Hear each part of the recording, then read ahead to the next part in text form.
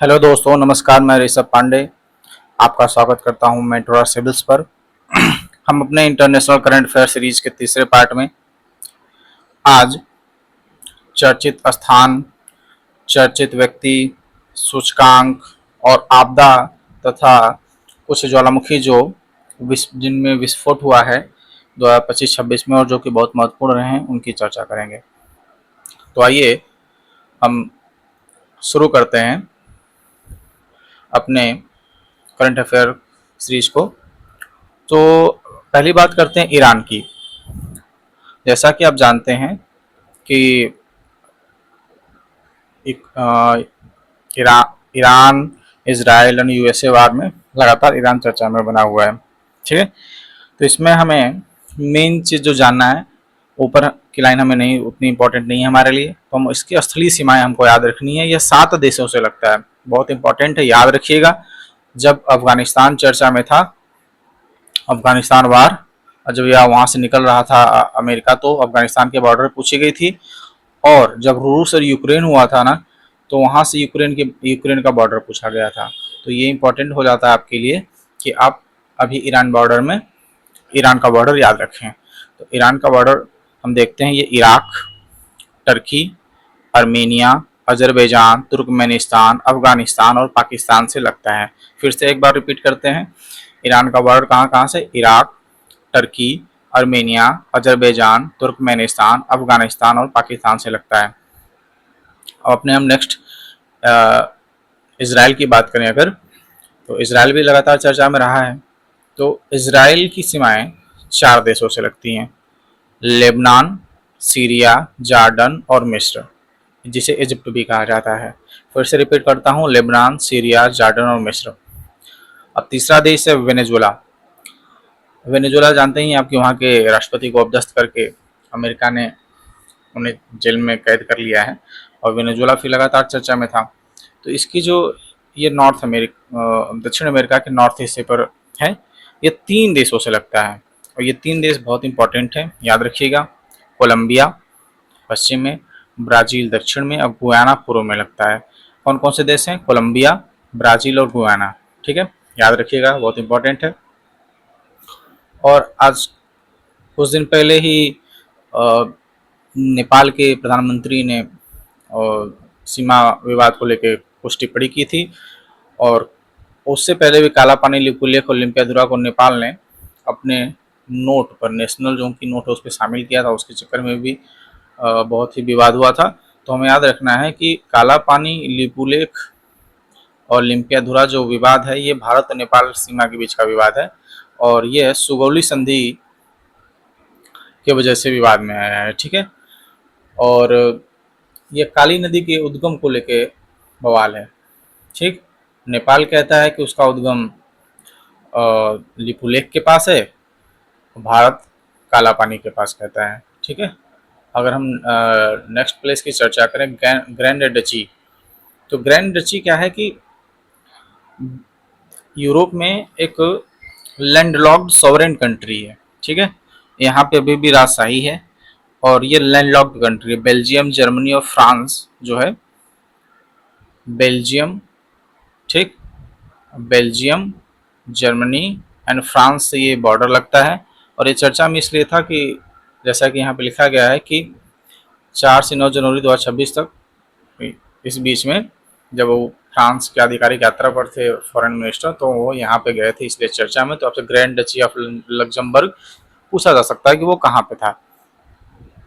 और हम बात करें तो A23 जो आइसबर्ग है, ये बहुत बड़ा चर्चा में था।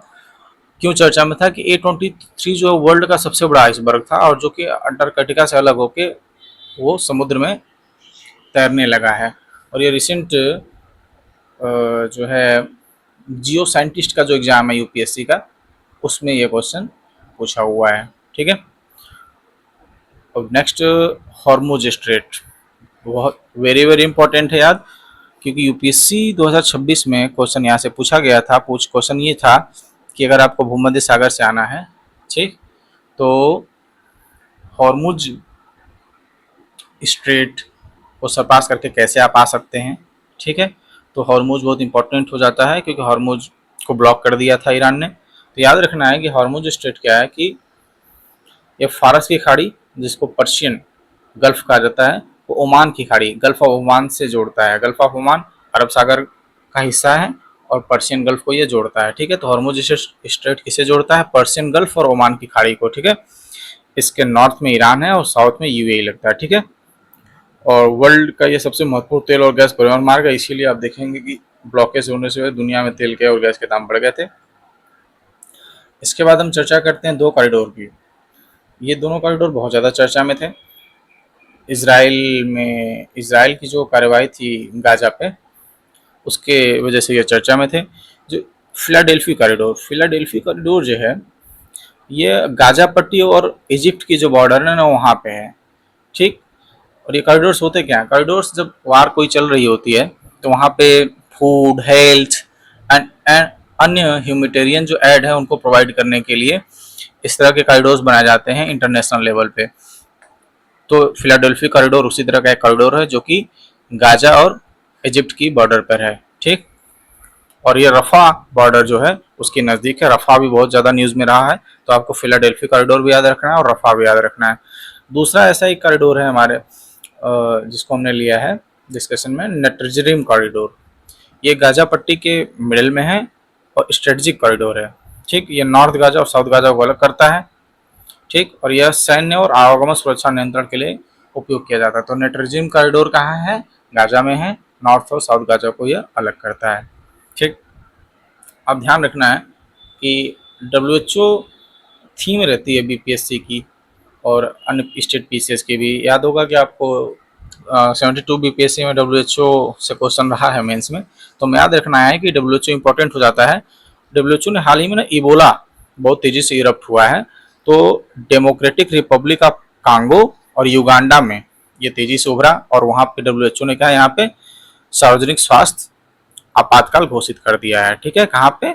युगांडा और डेमोक्रेटिक रिपब्लिक ऑफ कांगो में इबोला के इरप्शन की वजह से, ठीक है। अब हम नेक्स्ट बात करते हैं। एक टर्म है काफ़ी दिनों से द हिंदू में न्यूज़ में रहा है, ग्लोबल कैपेबिलिटी सेंटर्स। तो ये क्या हैं?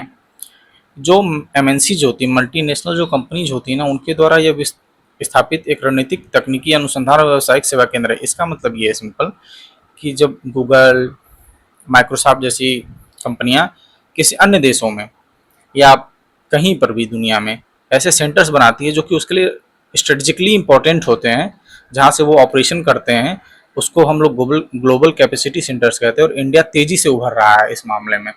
तो हम देखते हैं माइक्रोसॉफ्ट ने कुछ हमारे भारत में कुछ इस तरह के सेंटर्स बनाए हैं।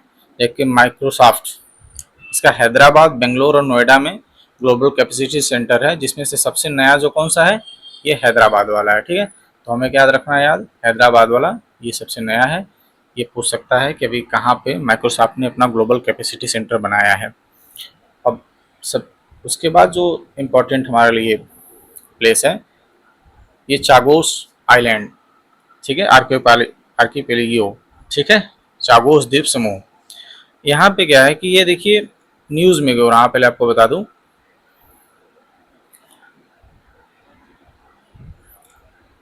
यहाँ पर ब्रिटेन का जो 1965 में एक समझौता हुआ था हमारे साथ से, ठीक है।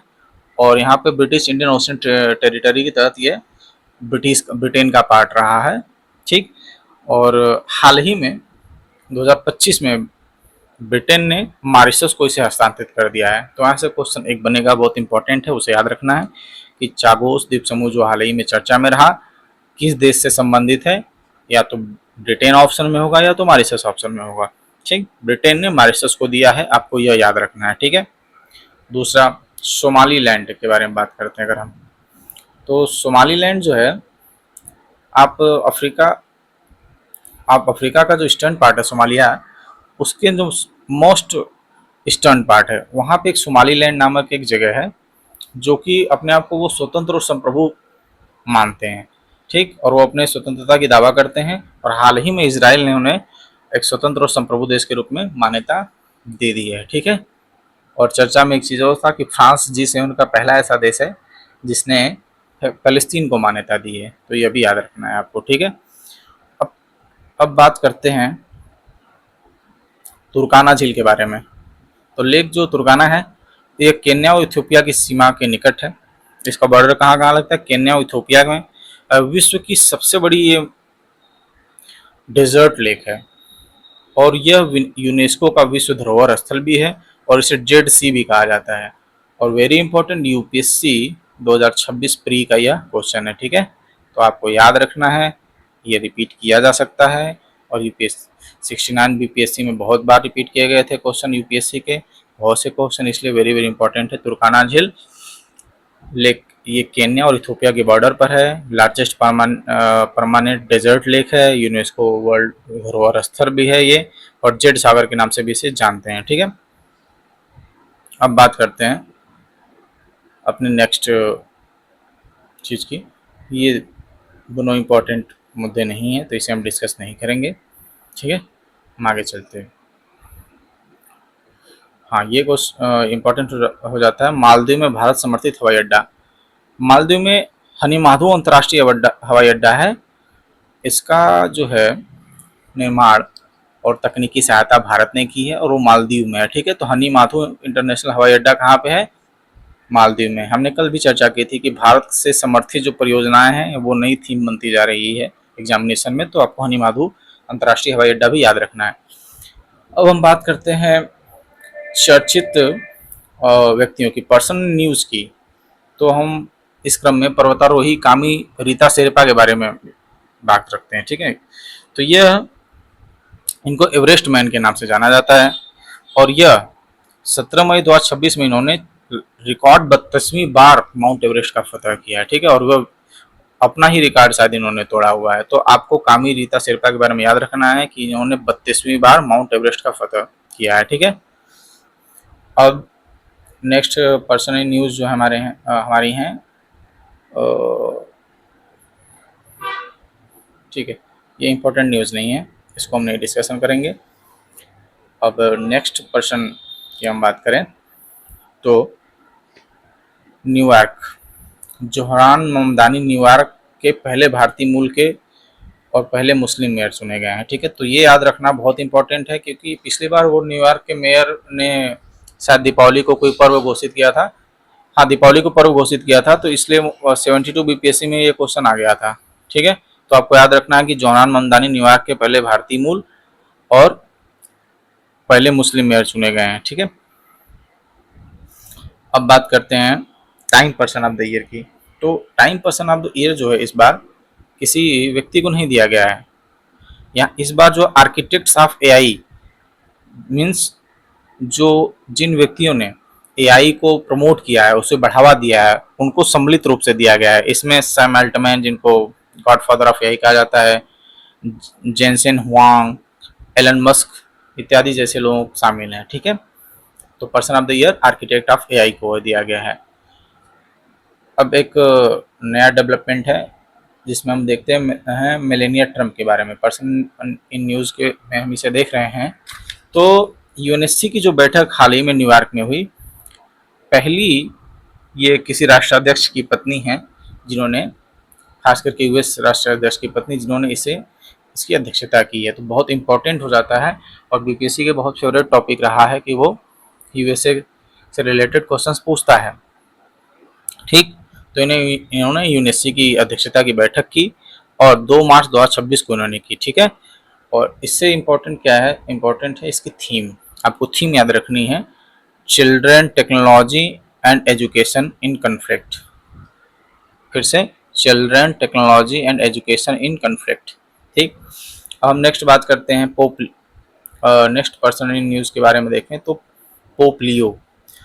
पोप लियो बहुत चर्चा में रहे हैं और रिसेंट एग्जाम्स में ये पूछे गए हैं इनके। और ये जो इन्फॉर्मेशन है ये चारों आपको याद रखना है कि इनका वास्तविक नाम रॉबर्ट फ्रांसिस प्रीवोस्ट है और इनकी जो उपाधि है लियो 14 है और यूएसए और पेरू की दोहरी नागरिकता है इनके पास, ठीक है। और कैथोलिक चर्च के पहले अमेरिकी मूल के पोप हैं ये, ठीक है। आपको ये चारों चीजें याद रखनी है। साने तकाइची याद रखना है कि जापान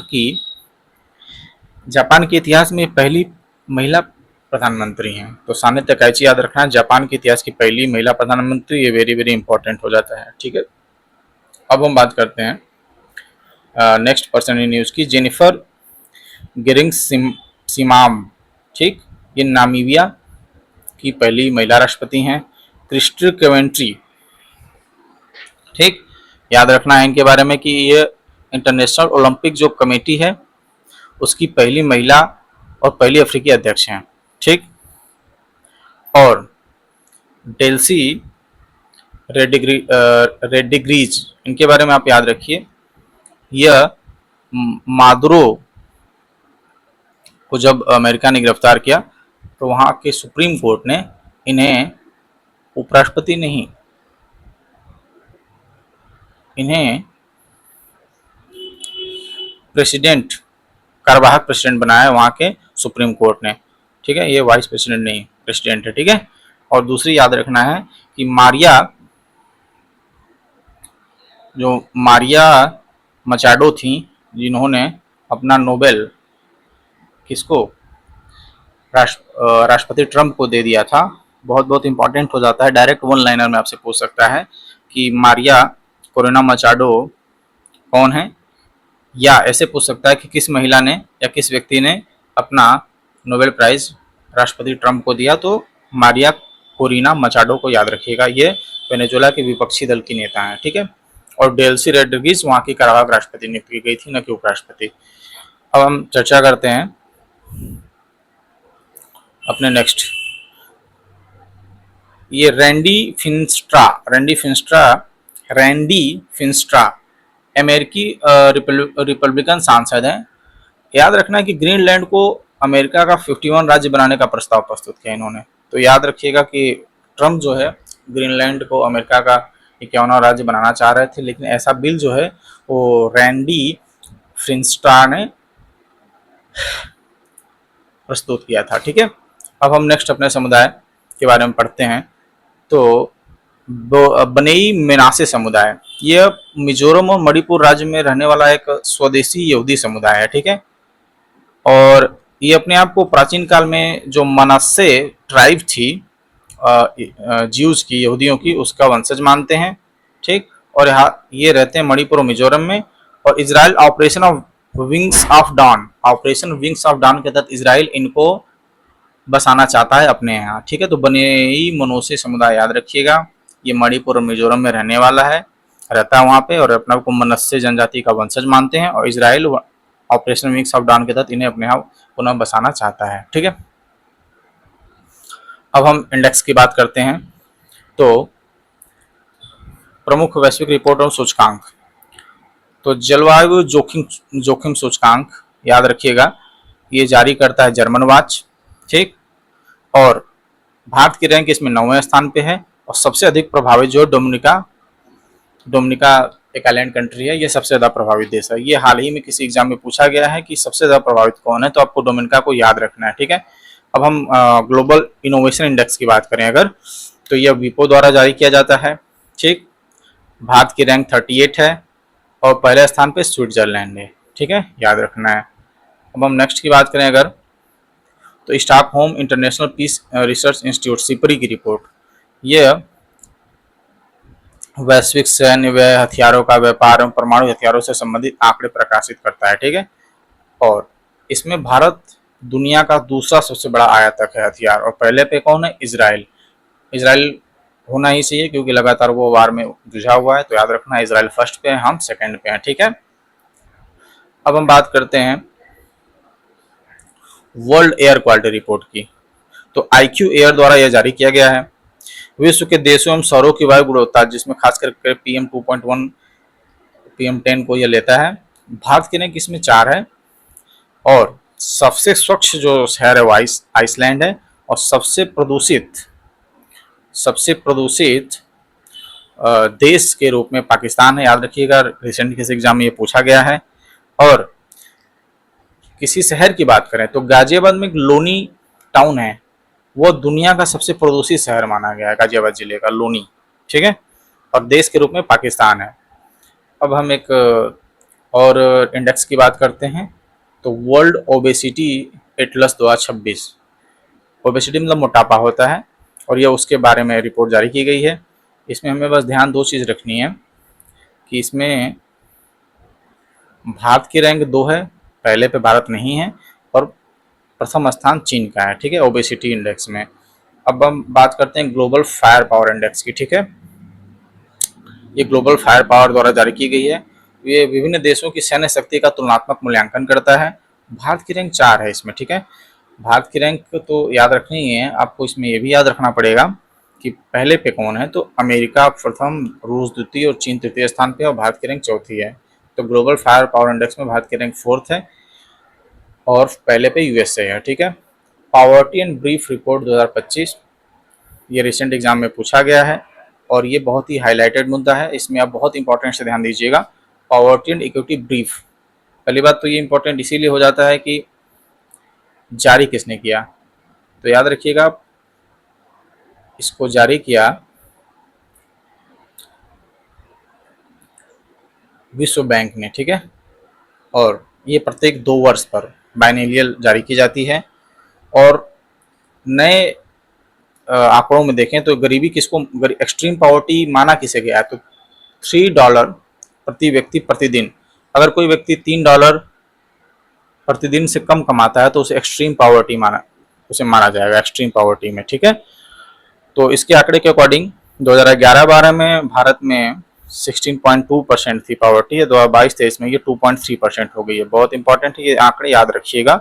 2011-12 में 16.2% है, 2022-23 में ये 2.3% बची है, ठीक है। और भारत के अत्यधिक गरीबों का वितरण देखें अगर, तो भारत में जो अत्यधिक 65% से अधिक अत्यधिक जो गरीबी है वो भारत के 5 राज्यों में, ये भी स्टेटमेंट यूपीएससी के साथ सीडीएस या एनडीए एग्जामिनेशन में, सीडीएस या एनडीए में पूछी गई है, ठीक है, सीधे कि कितने राज्यों में गरीबी है, इस तरह की चीज़ें, ठीक है। तो याद रखना है हमें कि भारत की 65% गरीबी उत्तर प्रदेश, महाराष्ट्र, बिहार, पश्चिम बंगाल और मध्य प्रदेश में है, ठीक है। और MPI multi dimensional poverty index की बात करें, ठीक, वो तो एक्सट्रीम पॉवर्टी थी ना, जिसमें ये 5 राज्य थे। एमपीआई की बात करें तो 2005 और 6 में भारत में 53.8% एमपीआई थे, में लोग थे, और 2022-23 में ये 15.5% हो गई है, ठीक। और याद रखना है कि भारत के लगभग 46% बहुआयामी गरीब जो लोग हैं वह 3 राज्यों बिहार, उत्तर प्रदेश और मध्य प्रदेश में रहते हैं। ये भी आंकड़ा बहुत इंपॉर्टेंट है, याद रखिएगा, ठीक है। अब हम बात करते हैं